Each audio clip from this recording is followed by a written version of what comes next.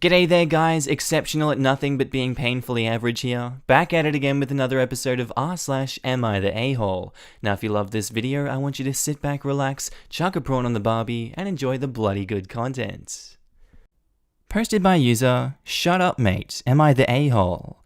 Titled, Am I the A-hole for telling a guy with autism off because he wouldn't stop talking about something he knows nothing about?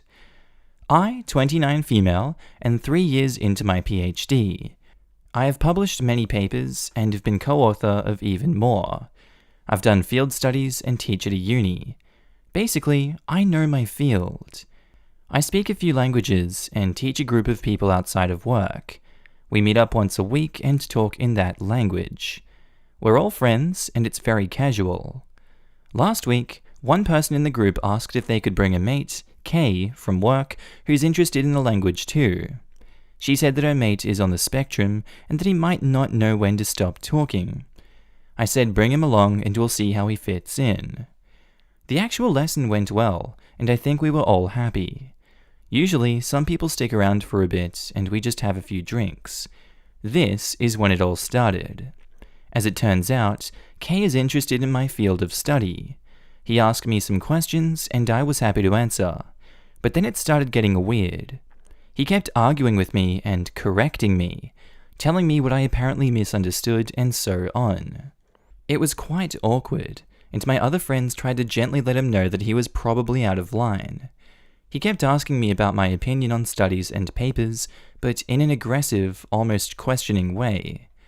The last straw was when he told me that I misinterpreted the findings of a study that I was a co-author of. I was sick of it and said, "Listen, buddy, I know you think that you know everything about this field, but if you had actually bothered to read who et al. Is, then you'd know that I wrote this fudging paper, so please shut up." Not my proudest moment, I admit, but at this point, he'd been trying to beat me for over 30 minutes. He left after that, but later messaged me that he informed my uni of my discriminatory behaviors towards people with autism. Now I'm wondering if I went too far. No, he's trying to pull the autism card after arguing with you for 30 minutes. Is he wanting to be treated equally or be treated differently because of the autism? I'm confused here. The autism wasn't brought up at all during their conversation, it would look like. He's just using it as blackmail after the fact, and that's not okay. No one was arguing about his autism. OP wasn't attacking him for his autism. That's not an okay thing to report him to the university for. That's just stupid. OP, you're not the a-hole. Not the a-hole. Definitely not the a-hole. How can he have read the papers and said you misinterpreted the findings when you helped make the conclusions? Some people need a reality check. Also, out of curiosity, what subject was it? I'm assuming he meant that OP reached the wrong conclusion about the findings. From what OP said, he meant that OP misunderstood the conclusions from the study. It seems like that he thought OP read the paper and didn't understand what it meant. Et al. Is wording used in the author section of research done by a lot of people. The lead researchers will be listed, then it will say et al. For brevity. If you look up the et al. Further down, it lists everyone involved. Right. She said, if you'd actually read the et al., you would realize that I helped write the paper, thus implying that he did not know she wrote it. Lol? Not the a-hole. He's using autism as a shield against his bad behavior. Exactly this. The dude's gonna be in for a vile awakening if he doesn't curb his behavior. Autism ain't an excuse to act like an ass and get away with it. So this is something I don't understand, but I would like to because I've seen people on the spectrum use it in my life. But isn't that kind of complicated social behavior? Why can't they use their condition as a social weapon, but then not read a room and know he was out of line? This is actually a fantastic question. My guess would be that he's not intentionally using it. Maybe he's thinking that he was the only one in the room that OP was mean to, and he can't see the issue in his behavior, so it must be about him being on the spectrum. Reading and interpreting social cues is more difficult for people with autism. Emotional regulation is also out of whack. Not justifying his behavior at all, because he's clearly high-functioning, but his mansplaining combined with a reflective, "I'm gonna get you in trouble for embarrassing me," is almost textbook. He's got a long way to go if he's still having social issues like that. I almost feel bad for him, but this very well could backfire on him and be the reality check that he needs. I am definitely interested in an update once K goes to uni higher-ups, and I am willing to bet that OP will be reprimanded because K is autistic. Let's see how this plays out. Honestly, when you get to the PhD level of a field, the circles tend to be quite a bit smaller. If he's interested in actually studying in the field, telling on this woman is a great way to not get accepted into a program like this, especially if he applies to the same program. So, in my experience with people with autism, it's not necessarily that they intentionally use their autism as a shield. It's that when anyone says, "Hey, that's rude," they say, "Well, I'm autistic," like it's a free pass. Like it's a permanent excuse to never try to change their behavior. It's seen as a reason or an excuse, not a weapon that they're wielding. Sometimes, probably often, that's because they've always been handled with kid gloves before and truly think it's an excuse. Sometimes it's because they're an a-hole and think they shouldn't have to try. People without autism do this all the time. That's just how I am. I'm just always honest. I hate fake people. Those are just excuses people use to act like an ass without feeling bad about it. Obviously, people with autism have a harder time reading social cues, but non-a-holes with autism take direct communication better than this dude and use it to try to do better in the future. Telling a non-a-hole with autism, "That was rude," or "This specific thing you do makes me uncomfortable, can you do this instead?" does not usually result in a "You're discriminating against me because of my autism" retort, or even "I'm autistic so I don't have to change my behavior." Someone might reveal their autism in a particular situation as a way to explain that, "Hey, I'm not trying to be an ass, I didn't pick on your discomfort, please in the future be very direct so I know when I'm making you uncomfortable or being rude." But even if it truly is that this guy has always believed or been told that his autism means anyone pushing back on rude behavior just doesn't understand his condition and therefore is mean or discriminating, it doesn't make it true or okay. Autism being used as an excuse, shield, pass is when they say, "Well, I can't help it, I'm autistic," after being called out for their behavior. This guy threatening to go to her employer to falsely accuse her of discrimination when he is called out for bad behavior, that is weaponizing his autism. He is literally using it as a weapon to hurt OP's career. Posted by user Nail Lucky, titled, "Am I the a-hole for buying my son a car, but not my daughter?" So I have 2 kids, a 20 male and an 18 female. My son is a football player at a Division I public school. My daughter just graduated. She will be going to the same school, it is in-state. I'm pretty well off and could have paid for my son's education, but everything is covered from football. I give him some extra spending money, and I also bought him a brand new car, a Hyundai, and pay to insure it. Well, technically the car is mine because it's easier and cheaper that way, but I consider it his. My daughter won't be getting financial aid, she didn't play sports. And for anyone thinking otherwise, by law, there are as many athletic scholarships for men as women, so she had an equal opportunity as him. She didn't do well enough in school to get merit-based aid, and I make too much for her to get need-based aid. So I will be paying for her education. I will cover as much as my son's football scholarship does. Everything education-related, room and board, and a small stipend for personal expenses. But I won't give her the extra money, nor will I buy her a car. My reasoning is because my son worked extremely hard in high school. Playing football, with all the practices, lifting weights, etc. is a lot of work, and he worked harder than most of his peers. He also got good grades, and college football is basically an extremely physically exhausting full-time job, maybe more. There is barely enough time for actual school, but my son still manages to get good grades. No way does he have time to get a job and buy himself a car. My daughter, on the other hand, basically just coasted through high school, didn't spend much time on extracurriculars, she put just enough effort, almost none, as she is very smart, required to automatically get into state public universities. So I think that if my daughter wants a car and extra spending money, she can get a job. She could easily get a part-time job that would cover a car and still have much more free time than my son does. If she saves enough for a down payment, I would even buy the car on the condition that she pays me for it and the insurance monthly.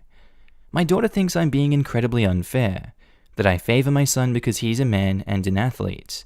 I think that she's a spoiled brat, and it would actually be unfair to my son to buy her a car on top of everything else I'm doing for her. ETA, I've decided to give my daughter an opportunity to earn the car by getting good grades freshman year. If she gets, say, a 3.5, I will give her the car of her choice, of similar price to her brother's, pay to insure it, and give her extra spending money. ETA, I've been banned, so I can't reply anymore. I like that you changed your opportunity after being blasted by Reddit for being the a-hole in this one, and it's good, you know? That's a good compromise, a 3.5 if she can maintain it. At least you're giving her the chance to get something, but a lot of people won't view that as being as equal as the son, and I can understand that too. I agree with those people, but at the end of the day, it's your choice as the father. All we can do is judge you for your terrible parenting from a distance. I do think that regardless of the son's achievements, getting into such a good status with the school, I think that you're showing blatant favoritism regardless, and that it's unacceptable what you were doing, so therefore, you're the a-hole, but it's good that you're making steps to give your daughter the same opportunity. You're the a-hole. If this was only because she slacked off and didn't try in school, that would be one thing. But you're the a-hole for expecting your daughter to be the same as your son. Maybe she isn't into or good at any sports. Maybe she's just not as scholastically capable.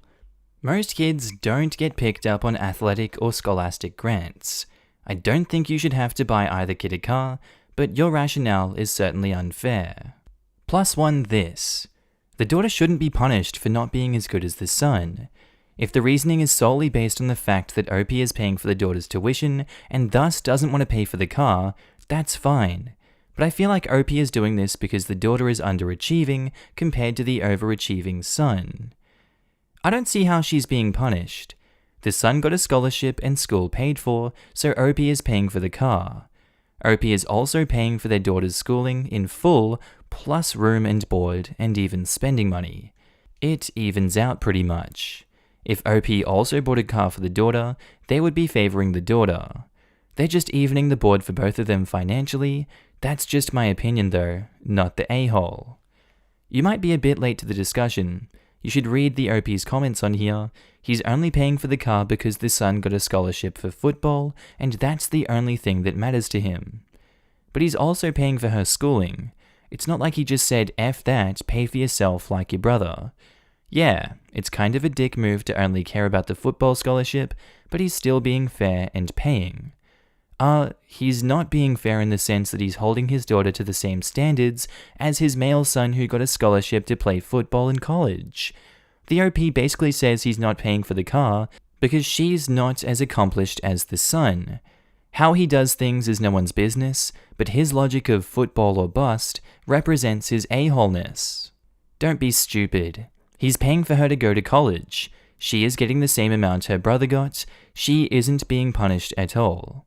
If he was punishing her, he wouldn't give her anything at all. Get your head out of your bottoms and read what this guy is saying about his daughter. Let me put you straight. Parenting isn't just about paying equal money across your children. It usually never works that way. Unless this guy wants to function as an ATM and not a parent. I don't get why you think she's getting the same treatment. I'm not saying same money, I'm saying same treatment. I can see why he tries to balance the money-wise situation, make it a tad fair for some reason, but this post just screams, my son is better, my daughter will never be good enough. My daughter won't be getting financial aid, she didn't play sports. So what? Everything is covered from football, I give him some extra spending money, but won't give her the extra money. Does he get extra pocket money, but she needs to work for it? Which is mentioned later. Son doesn't have time for a job, Daughter needs to work because she might have time. Huh? This thing's bothered me and just made me feel like he favored the son just because he did sports. Based on the tone of his post, I have to say you're the a-hole. Posted by user Philosopher Great. Titled, Am I the a-hole for putting my toddler sister to bed without dinner after she refused to eat? So, I just turned 16 and I have a 2, nearly 3-year-old sister. Her dad isn't in our lives anymore, and this means that my mum expects me to babysit whenever she has to work, which I always do, even though I'm also doing online summer school classes. Yesterday morning, at around 11 a.m, my mum messaged me and told me that she's going to work a double shift and wouldn't be home until well after midnight. I was frustrated because this is happening more and more frequently, and I have homework to do, but it can't be helped, and I understand we need the extra money, so I just said okay. A couple hours later, I saw in my Facebook feed that my mum was tagged in a photo by a friend from the night before. It was some sort of girls' social distance movie night, or some crap like that. I clicked on it and started going through the photos and saw this wasn't the first time. Every time she claimed to be working and said that I had to babysit, she was getting together at a friend's house knowing full well I needed to focus on homework. I was so mad and tried to text my mum, but she never responded. So last night I made macaroni and cheese for dinner. My sister was not having it and kept demanding other things, and when I told her no, she started screeching and crying and threw her macaroni everywhere. I was frustrated and told her she could either eat what I give her or not eat at all. She chose not to eat. Later on, when I put her to bed, she started asking for pizza. I told her she could have some of the leftover mac before bed, but that was it. She started having a tantrum again, and I was just done with it all, so I just picked her up and put her in her room and left. But then she came right back out demanding food, so I put her back in her room. This repeated several times until I snapped and just locked the door so she couldn't get out. She kept screaming and crying, so I put my earphones in to drown her out to focus on my homework. Well, when my mum came home, apparently my sister was still throwing a tantrum, and my mum barged into my room and ripped my headphones off and started yelling at me about ignoring her. I told her that I have my own stuff to do, and now that she lied to me, I don't really care to help her out so much. She called me selfish and stormed out and hasn't talked to me since. Man, reading this actually kind of makes me want to cry a little bit. I don't know, that's so much angst and anger all in one post. Straight up, I blame the mum for all of this. This is all caused by her. It's not to say that OP wasn't neglecting his sibling for that. I can absolutely understand OP's position. They're 16 years old.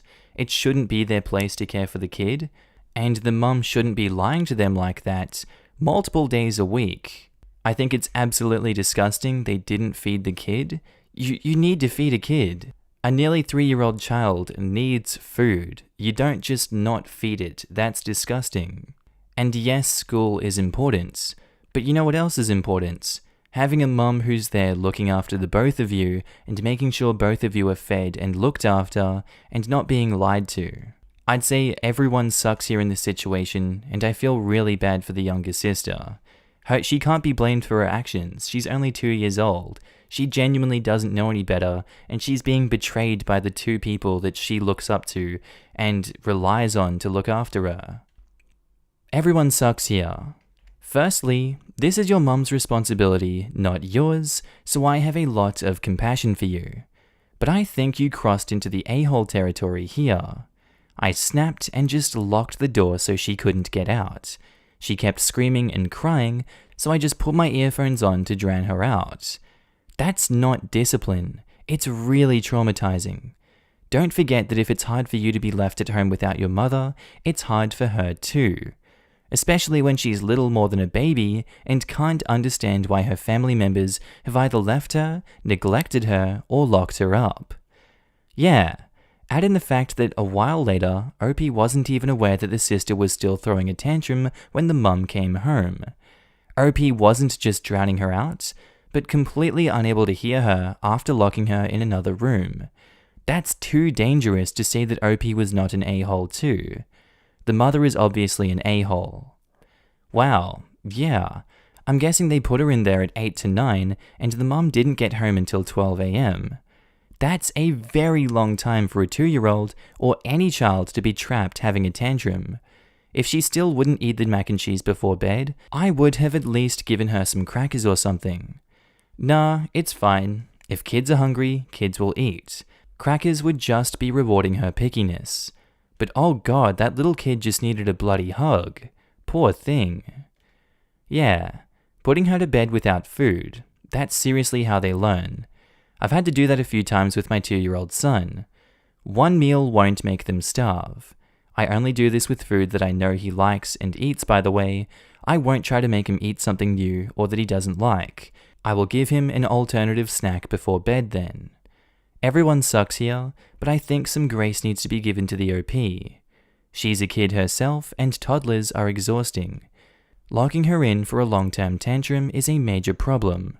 A few minutes while you compose yourself are fine, but not all night. If she's mad at her mum, she needs to deal with her mum, not take it out on her sister.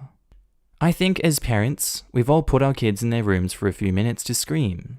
The difference is that OP is 16 and stuck babysitting her toddler sister for 18 hours, managing an online course load, all by herself, while their mum is out living their best life.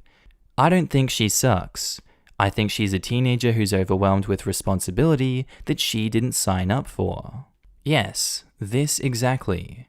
Not to mention that in the moment, she was furious about finding out she'd been lied to and taken advantage of without any regard for her needs or the baby's. I'd be ticked too. The headphones was not a safe thing to do, but I feel like people should remember that the toddler is not the only child being neglected here. And I guess, I don't know, I feel like OP's going towards not the a-hole. You can't really judge a 16-year-old the same way that you judge an adult. She didn't sign up to be a parent. The mum decided to neglect them both in this situation and knew that the workload was so much for OP. I feel really bad for the both of the kids now. These comments have started to change my mind, I won't lie. Posted by user Away Following 4993. Titled, Am I the a-hole for not allowing my wife to go no contact with my family over a prank? This actual incident happened about a year ago, but it is still brought up, and my wife and I still disagree. My mother's best friend is a socialite, like the socialite of where we live. She was some crazy heiress, and her dad died when she was in college. We live in a very vapid circle, and she is the it girl. We'll call her Evie. Evie and my mum have been best friends for almost 30 years. My wife and my mum don't get along too well, but it's not major, and my wife cannot stand Evie. My wife's family was sort of on the edge of this social circle, and my mother-in-law wanted more than anything to be friends with Evie, but Evie hates social climbers. Well, my wife put a lot of pressure on my mum to get her mum into their circle, and my mum resented it. I think that is pretty valid. My wife convinced my mum to invite her mum to Evie's birthday, which she was doing at our house. My mum and Evie told mother-in-law that it was a big cocktail party and going to be very formal. Well, it was actually a casual spa thing where everyone was wearing exercise clothes or even pajamas. Mother-in-law was obviously humiliated because she already had a reputation for being kind of thirsty. My wife went nuclear on my mum, which I get, but she thinks one stupid prank means that my mum should never be alone with our children. We got into another fight today, and I said I'm done discussing it. I'm not allowing her to cut my mother out of my life, and I know allow is a loaded word, but I'm tired of fighting about it. Edit, just to add context, my mum grew up poor and used to be a waitress. Mother-in-law has treated her like crap over this. Mother-in-law thinks she has some right to be friends with Evie because she comes from old money, though there isn't much money left. She has physically tried to place herself between Evie and my mum, and made condescending jokes about how my mum can go make them a drink because she used to work at a bar. Just seems like everyone sucks here in this situation. Like, get a life. You're the a-hole. Your mother and Evie humiliated someone your wife loves, and you don't seem to care. From what you've posted, it seems like neither your mum or Evie apologized for this, and the relationship between your mother and wife was already strained. Why would your mother do something that she knew was going to hurt someone you supposedly love and ruin that relationship further? And how could you support her doing so? Yes, maybe your wife's mother was trying too hard, but I can't understand the logic behind purposefully embarrassing someone like that. Edit. Can't take away the you're the a-hole, and I do believe the rest still stands. But updated to everyone sucks here after reading some of the comments. Sounds like there's a lot of resentment and anger everywhere. You all need to sit down and have a talk like adults instead of continuing to act like children. If not for your own peace of mind, then at least for your children. It's not a good example to set for them and sounds like a super toxic environment. Agreed. This was not a prank, it was blatant disrespect. Bullying? 3 women in their 50s? 60s? Acting like horrible teenagers? Yeah, everyone sucks here. From what your post says, your wife isn't asking to go no contact with your mum, but rather for the kids to not be left alone with her. On the bright side, OP, you just drew the short straw on babysitting duties, because I bet your wife doesn't want to deal with your mum anymore. Seems to me like the kids aren't the only ones who need parental supervision to be on their best behavior. To be fair, I would never leave my children alone in the care of someone who would be so deliberately cruel to another person. Ever.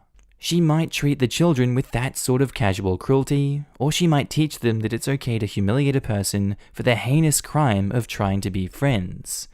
Either way, big nope from me.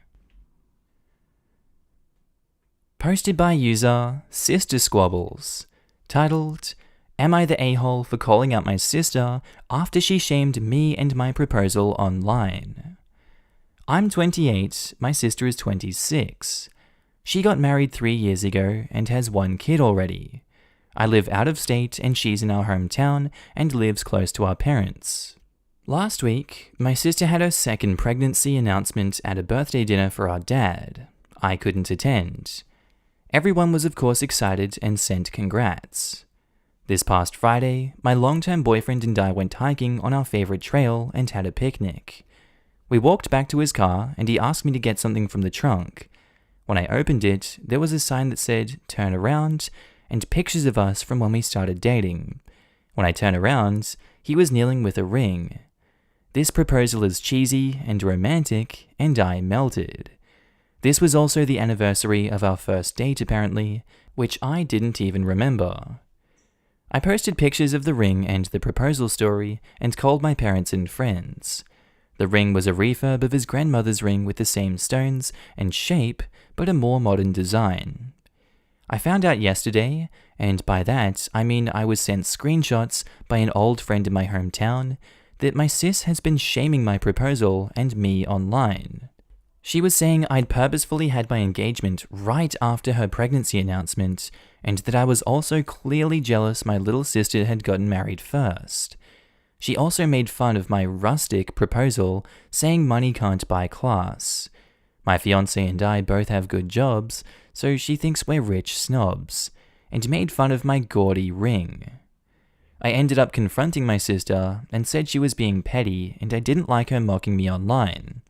She got uppity and defensive, of course, and tried denying it. I told her I felt bad for her children since their mother was such an immature bully. She's been accusing me of saying she's a bad mum, and my mum thinks I shouldn't have stooped to her level. Am I the a-hole? I don't know what your mum's on about. You're not stooping to her level by being like, why are you talking so much shit about me online? What's your problem? You're supposed to be supporting me. Why are you so jealous of all this? I think it's the mum's job to kind of step in here and be the voice of reason, and she's failing to be the mediator. OP is just trying to, smooth things over, and I don't blame her for that. I would be very offended if my sibling came and attacked me like that. That's not okay. OP, you did the right thing, not the a-hole. Edit. Wow, this response is overwhelming. I appreciate all the well wishes.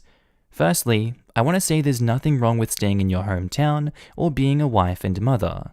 Please don't act like this is some sort of awful fate. Don't shame her for having children young. Everyone has different definitions of a happy life. Secondly, I appreciate the interest in my proposal and ring photos, but I made a new account to stay anonymous, and I'm generally a private person. It would be very hypocritical of me to have identifying info in a post ranting about my family drama too. Third, yes, my boyfriend, fiancé, is wonderful. We've been together 7 years now, and he never ceases to impress me. Not the a-hole. Stooping to her level would be talking crap about her behind her back. You confronted her like a grown adult. Hell yeah. She said that crap to her face like an adult should. You didn't stoop to her level, you were above her. Way above her, you handled it really well, not the a-hole. Also, if the mum has nothing to say about her younger daughter's level, she doesn't get to say anything about the older one stooping down either.